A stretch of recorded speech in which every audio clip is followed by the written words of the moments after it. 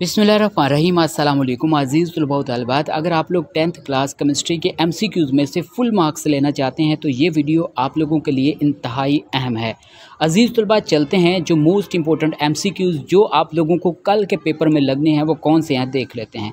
अज़ीज़ तलबा, ये जो MCQs हैं ये उर्दू मीडियम और इंग्लिश मीडियम स्टूडेंट्स दोनों के लिए वैलिड हैं। सबसे पहला मोस्ट इंपॉर्टेंट MCQ है, रिवर्सिबल रिएक्शन को ज़ाहिर किया जाता है, ये डबल एरो से ज़ाहिर किया जाता है। दूसरा मोस्ट इंपॉर्टेंट MCQ यहाँ पर बताया कि जब कैल्शियम ऑक्साइड और कार्बन डाइऑक्साइड रिएक्ट करते हैं तो क्या बनता है, तो इसमें बताया कैल्शियम कार्बोनेट बनाया जाता है। ये आप लोग जो है देख लें, ठीक है। इंग्लिश मीडियम के जो स्टूडेंट्स हैं वो भी साथ इसकी इंग्लिश जो है देखते जाएँ, ठीक है, क्योंकि अगर इंग्लिश मीडियम जो इंग्लिश है वो भी साथ रीड करूँगा तो काफ़ी ज़्यादा टाइम लग जाएगा।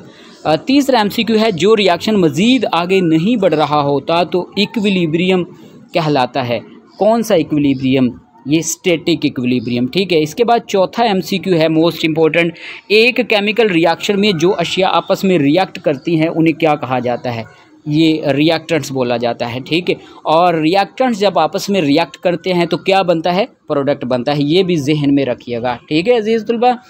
अच्छा, नेक्स्ट हम लोग चलते हैं, ये MCQ नंबर है 5, ठीक है। MCQ नंबर 5 यहाँ पर बताया गया किसी शय की रिएक्ट करने का रेट इसके एक्टिव मास के डायरेक्टली प्रोपोर्शनल होता है, ठीक है। ये डायरेक्टली प्रोपोर्शनल, ये लॉ ऑफ मास एक्शन जो आप लोगों ने पढ़ा है ना, ये उसी का ही एक हिस्सा है।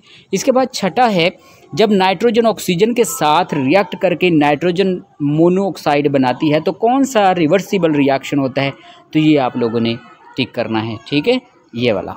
इसके बाद सातवां MCQ है, लॉ ऑफ मास एक्शन किया गया कब? ये जो है फॉरवर्ड किया गया तो 1864 में किया गया। ये इसका सन आप लोगों ने जहन में रखना है, ठीक है। इसके बाद आठवां मोस्ट इम्पोर्टेंट MCQ है, Kc की वैल्यू का इन्हसार किस पर होता है, तो ये टेम्परेचर पर होता है। ये आप लोगों ने जहन में रखना है। नौवां MCQ है, जब हाइड्रोजन ये नौवां है, जब हाइड्रोजन 20 सेंटीग्रेड आयोडीन के साथ रिएक्ट करके हाइड्रोजन आयोडाइड बनाती है तो कौन सा रिएक्शन होता है, तो रिवर्सिबल रिएक्शन होता है। ये आप लोगों ने जहन में रखना है। 10वां MCQ है, जब रिएक्शन में दोनों तरफ मोल्स की तादाद बराबर हो जाए तो फिर Kc का यूनिट होता है कि नहीं होता? नहीं होता, ठीक है। अगर बराबर ना हो तो फिर यूनिट होता है, अगर बराबर हो जाए तो फिर यूनिट नहीं होता। ये जहन में रखिएगा। 11वां MCQ है, ग्लूकोज पॉलीमराइज होकर क्या बनाता है? स्टार्च एंड सेलुलोज बनाता है। ये जहन में रखिएगा।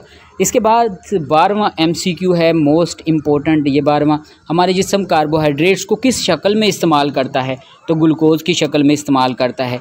13वां है, प्रोटीन्स के बिल्डिंग ब्लॉक्स कौन से होते हैं, तो अमाइनो एसिड्स होते हैं। 14वां मोस्ट इम्पोर्टेंट MCQ है, तकरीबन खुश्क सेल का वज़न कितने % इसमें प्रोटीन होती है, तो 50% प्रोटीन होती है। अमाइनो एसिड्स कितने होते हैं? 20 अमाइनो एसिड्स होते हैं, ठीक है। इसके बाद है 16 वाला MCQ, प्रोटीन में अमाइनो एसिड की तादाद कितनी होती है? मोर देन 10,000, ठीक है, 1000 से ज़्यादा होती है। नेक्स्ट 17 वाला मोस्ट इम्पोर्टेंट MCQ है, लिपिड से बने मैक्रो मॉलिक्यूल्स क्या कहलाते हैं? फैटी एसिड्स कहलाते हैं। नेक्स्ट आ जाता है 18 वाला मोस्ट इम्पोर्टेंट MCQ कि बासी मक्खन की बदबू, इसमें हाइड्रोजन गुजरने से मार्जरीन बनती है ब्यूटानिक एसिड। ये आप लोगों ने करना है, ब्यूटानिक एसिड बनता है। दर्ज झेल में से कॉपर की कौन सी किस्म है, तो S2UC। ये आप लोगों ने MCQ करेक्ट करना है। इसके बाद 20 वाला MCQ है, दर्जेल में से मेटलर्जी का सबसे पहला मरहला कौन सा होता है? और की कंसंट्रेशन की जाती है। 21 पे है, और की कंसंट्रेशन के लिए कितने तरीके होते हैं, तो ये 4 तरीके होते हैं। वो फ्रथ फ्लोटेशन प्रोसेस है, इलेक्ट्रोमैग्नेटिक सेपरेशन वगैरह, ठीक है। ये वाले 4 मेथड हैं इसके। नेक्स्ट 22 पे MCQ है, चाल्कोपाइराइड का केमियाई फार्मूला कौन सा होता है, तो S2FUC। ये जहन में रखिएगा। इसके बाद 23 3 पे है लाइमस्टोन का कीमियाई फार्मूला क्या होता है, तो CaCO3 ये फार्मूला जहन में रखिएगा, कैल्शियम कार्बोनेट। नेक्स्ट है 24 भुजे हुए चूने की पहचान क्या होती है, तो भुजे हुए चूने की पहचान इसका फार्मूला यहाँ पर बताया हुआ है, कैल्शियम कार्बोनेट। इसके बाद 25 पे है एम्पेरिकल केमिकल इंडस्ट्री कब लगाई गई, 1944 पर लगाई गई, ठीक है। इस नेक्स्ट है 26 वाला MCQ है, हाइबर प्रोसेस के ज़रिए क्या पैदा किया जाता है, तो NH3 बनाया जाता है, ठीक है, NH3 ये जहन में रखिए, ये थोड़ा सा फार्मूला गलत लिखा गया। पाकिस्तान में यूरिया तैयार करने के तकरीबन कितने यूनिट्स हैं, ये 6 यूनिट्स हैं। दर्ज झेल में से कौन सा एमॉर्फिस ठोस है, तो पॉलीसैकेराइड्स एमॉर्फिस है। 29 पे है जिस्म में होने वाले केमिकल रिएक्शन को कैटालाइज करते हैं, एंजाइम ही कैटालाइज करते हैं।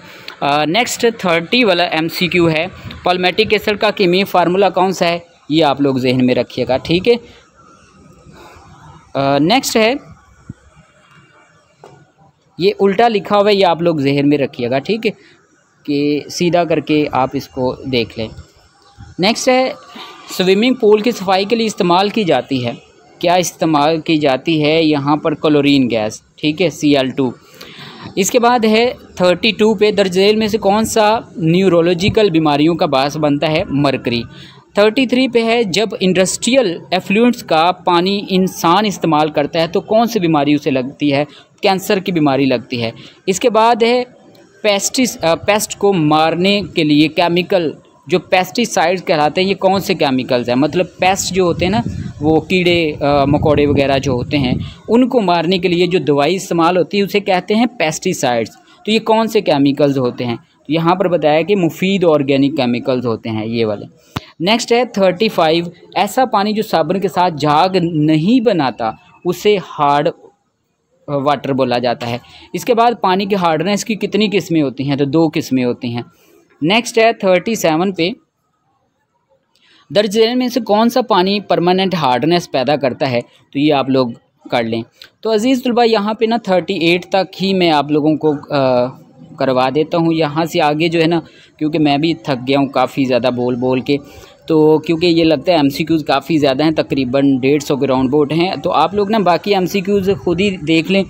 तो मैं जो है म्यूज़िक लगा देता हूँ, बैकग्राउंड म्यूज़िक, आप लोग ज़रा तैयारी कर लें, ठीक है, क्योंकि अगर मैं सारे ये बनाऊंगा तो क्योंकि और भी गेस्ट पेपर आप लोगों के लिए अजीज़ तलबा बनाने हैं, एनर्जी वेस्ट होगी, बोला नहीं जाएगा फिर।